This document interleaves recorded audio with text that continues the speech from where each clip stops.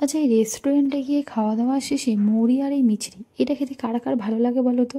তো আমার তো ভীষণ ভালো লাগে, আর আমার বরেরও খুব ভালো লাগে। তাই ভাবলাম এটা একটুখানি বাড়িতেই যদি বানিয়ে রাখা যায়।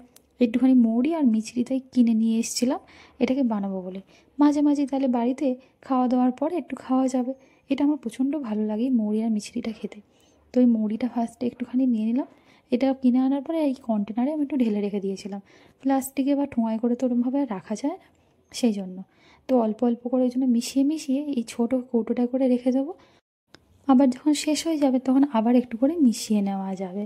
আর এই হাজমোলাটা কিছুদিন আগে শেষ হয়ে গিয়েছিল, সেই জন্য এই হাজমোলার কৌটোর ভিতরেই ওই মিছরিগুলোকে ঢেলে রেখে দিয়েছি। আর হচ্ছে এই মুড়িটাও এই কন্টেনারে এরকমই থাক। আর এবার একটুখানি মিশিয়ে নিয়েছি, দেখলে কি সুন্দর হয়ে গেছে। পুরো একদম রেস্টুরেন্টে যেরকম আমরা খাই সেরকমই লাগছে। তোমাদের কার কার এরকম খেতে ভালো লাগে অবশ্যই কমেন্টে জানিও। ভিডিওটা লাইক করতে ভুলো না।